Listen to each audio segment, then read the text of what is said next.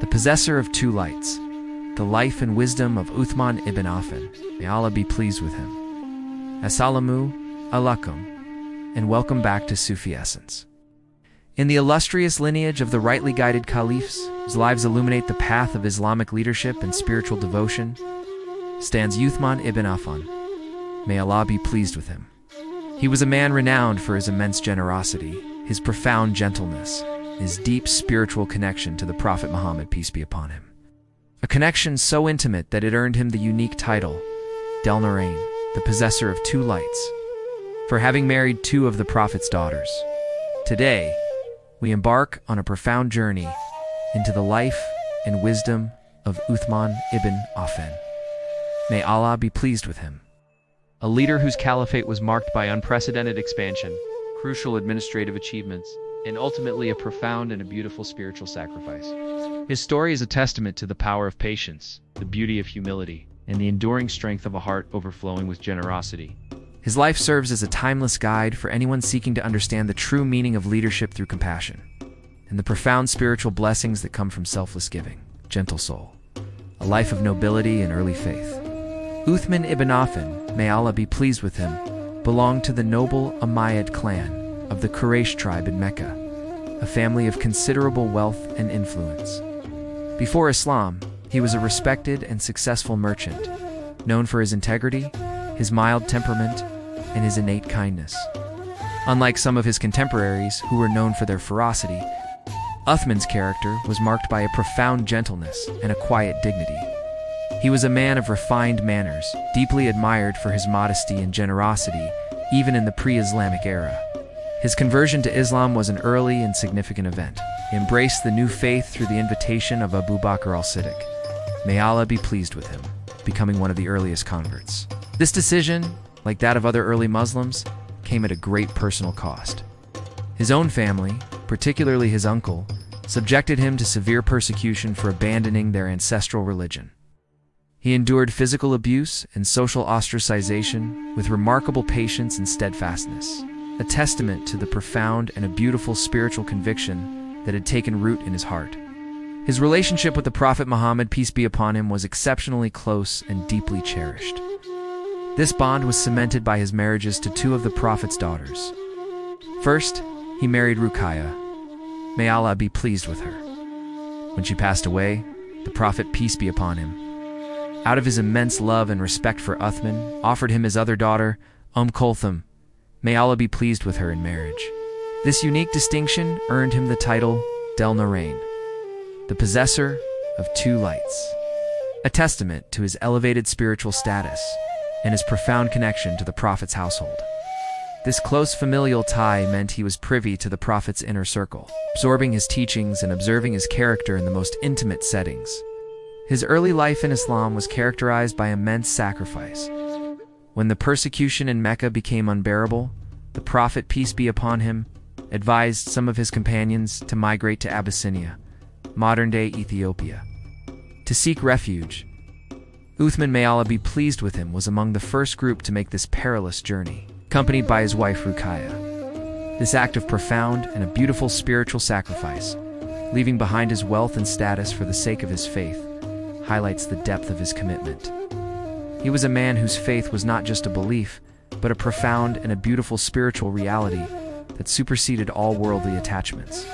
The generous Handgani and the spirit of giving Uthman ibn Affan, may Allah be pleased with him, was famously known as Uthman al-Ghani, a title that means Uthman the Generous, or Uthman the Wealthy. This title was not merely a reference to his material possessions, but to the profound and a beautiful spiritual quality of his immense generosity, which flowed from a heart deeply connected to Allah and his messenger, peace be upon him. His wealth was not an end in itself, it was a means to serve Islam and the Muslim community. His acts of generosity were legendary and numerous, often coming at critical junctures for the nascent Muslim state. During the early days in Medina, the Muslims faced a severe water shortage. The only reliable source of fresh water was the well of Ramah, which belonged to a Jewish man who sold its water at a high price. The Prophet Muhammad, peace be upon him, encouraged his companions to buy the well, promising a reward in paradise. Uthman, may Allah be pleased with him, immediately stepped forward and bought the well for a considerable sum, dedicating it as a public endowment for all Muslims, free of charge. This act of profound and a beautiful spiritual charity alleviated immense hardship for the community. Another pivotal moment came during the expedition to Tabuk, a difficult and costly campaign against the Byzantine Empire. The Muslim army was in dire need of provisions, mounts, and funding. The Prophet Muhammad, peace be upon him, appealed to the companions for contributions.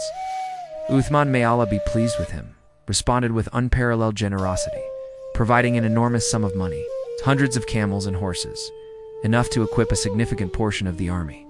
The Prophet, peace be upon him, was so moved by his generosity that he raised his hands in prayer and said, "O Allah, be pleased with Uthman, for I am pleased with him." He also famously stated, "Uthman will not be harmed by anything he does after this day." A profound testament to the spiritual merit of his selfless giving. His generosity extended beyond grand gestures. He would often free slaves, provide for the poor, and support the needy without seeking recognition. He understood that true wealth was not an accumulation, but an expenditure for the sake of Allah. His wisdom in this regard was the wisdom of inflexible spending in the way of Allah. It's a profound spiritual principle that teaches us that what we give away for Allah's sake is what truly remains, and what we hold on to is ultimately lost. He demonstrated that generosity is not just an act of charity, but a profound spiritual discipline that purifies the soul and earns divine pleasure. His life was a living example of the Quranic verse, "Whatever good you spend will be for yourselves, and you do not spend except seeking the countenance of Allah, and whatever good you spend will be fully repaid to you. You will not be wronged." Quran 2-272. The Caliph of Expansion and Unification. A gentle hand on the helm. Upon the death of Umar ibn al-Khattab, may Allah be pleased with him, Uthman ibn Affan, may Allah be pleased with him, was chosen as the third caliph.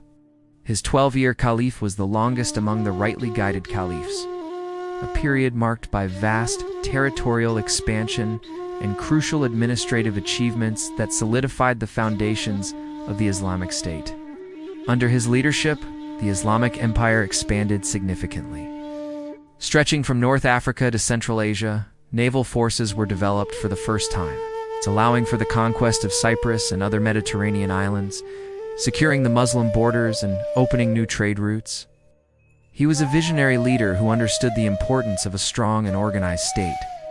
He further developed the administrative structures established by Umar. May Allah be pleased with him, appointing competent governors and ensuring the efficient collection and distribution of wealth.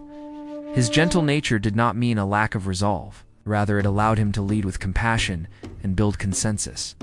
Perhaps the most monumental and enduring achievement of Uthman's, may Allah be pleased with him, caliphate was the standardization and compilation of the Holy Quran. During the time of the Prophet, peace be upon him, and Abu Bakr, may Allah be pleased with him, the Quran was preserved in various forms, on parchments, shoulder blades, palm leaves, and most importantly in the memories of hundreds of companions.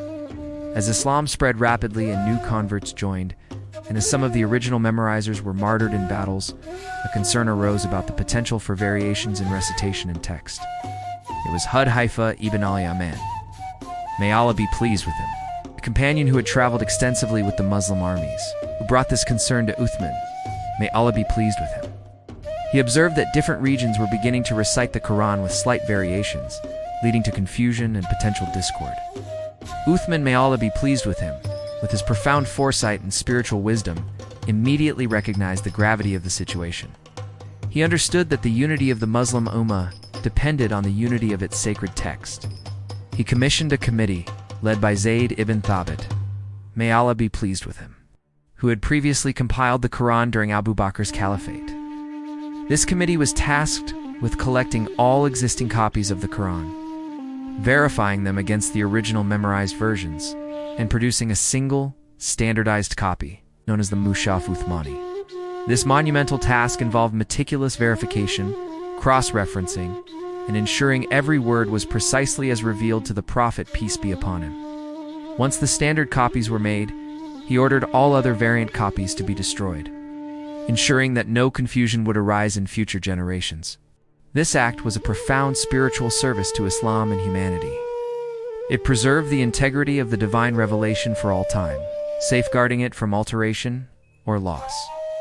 Uthman's, may Allah be pleased with him, wisdom in this matter was the wisdom of a guardian, a protector of the sacred trust, and a visionary who understood that the unity of the text was paramount to the unity of the Ummah. His foresight ensured that Muslims across the globe, regardless of their language or location, would always recite the same divine words, fostering a profound and a beautiful spiritual bond that transcends all differences. The trial of patience, steadfastness in the face of sedition. Despite his immense contributions and his gentle nature, the later years of Uthman's, may Allah be pleased with him, caliphate were marred by internal strife and sedition. As the Islamic Empire expanded rapidly, new populations joined, and some individuals, driven by personal ambition or misunderstanding, began to sow seeds of discord. Criticisms, some legitimate and some fueled by malicious intent, arose concerning his appointments of governors and his administrative decisions. Uthman, may Allah be pleased with him, with his characteristic patience and gentleness, attempted to address these grievances through dialogue and explanation. He was reluctant to use force against fellow Muslims, even when faced with open rebellion. He believed in resolving conflicts through peaceful means, always prioritizing the unity and well-being of the Muslim community over his own safety or authority. His patience was a profound spiritual virtue, a testament to his deep understanding of the Prophet's teachings on forbearance and forgiveness. As the sedition grew, culminating in a siege of his house in Medina, Uthman, may Allah be pleased with him, remained steadfast. He refused to allow his loyal companions and family members to defend him with force, knowing that it would lead to bloodshed among Muslims. He famously said, "I will not be the first to shed Muslim blood after the Prophet, peace be upon him." He chose martyrdom over civil war, a profound and a beautiful spiritual sacrifice that underscored his unwavering commitment to the unity of the Ummah. He was martyred in his own home while reciting the Quran, a testament to his piety and his profound spiritual connection to the divine word. His martyrdom was a tragic event, but it highlighted his immense patience, his profound spiritual courage, and his ultimate loyalty to the principles of Islam. His wisdom in these final moments was the wisdom of sacrifice, of choosing the greater good of the community over personal survival, and of demonstrating that true leadership sometimes requires the ultimate act of selflessness. The enduring legacy, generosity, gentleness, and the Quran. The legacy of Uthman ibn Affan, may Allah be pleased with him, is one of profound and a beautiful spiritual generosity, wavering gentleness, and monumental service to Islam. He was a man who used his immense wealth and influence not for personal gain, but for the advancement of the faith and the welfare of the Muslim community. His life teaches us that true leadership is about serving, about giving, and about nurturing the bonds of unity and compassion. His wisdom, though often expressed through actions rather than words, speaks volumes.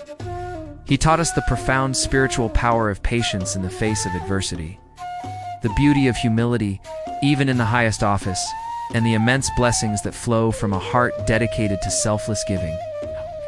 His standardization of the Quran remains his most enduring legacy, a gift to every Muslim across time and space, ensuring the purity and unity of the divine revelation. Uthman, may Allah be pleased with him, was not just a caliph.